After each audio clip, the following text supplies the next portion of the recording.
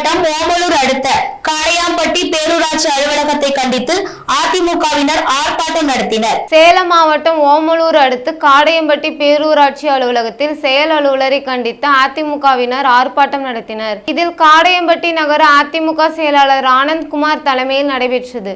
பேரூராட்சி செயல் அலுவலர் அதிமுக கவுன்சிலர் அவமரியாதையாக பேசியதாக கண்டனம் தெரிவித்து ஆர்ப்பாட்டம் நடத்தினர். அதிமுகவை சேர்ந்த பேரூராட்சி கவுன்சிலர் குப்புசாமி தனது வார்டு பகுதியில் உள்ள குறைகளை குடிநீர் பற்றாக்குறையை நிவர்த்தி செய்ய கோரி பேரூராட்சி செயல் அலுவலரிடம் கூற சென்றபோது அவரை அவமரியாதையாக பேசிய பேரூராட்சி செயலாளரை சஸ்பெண்ட் செய்ய வேண்டும் என கூறியும் பொதுமக்களை ஒன்று திரட்டி 100க்கும் மேற்பட்டோர் ஆர்ப்பாட்டம் நடத்தினர்.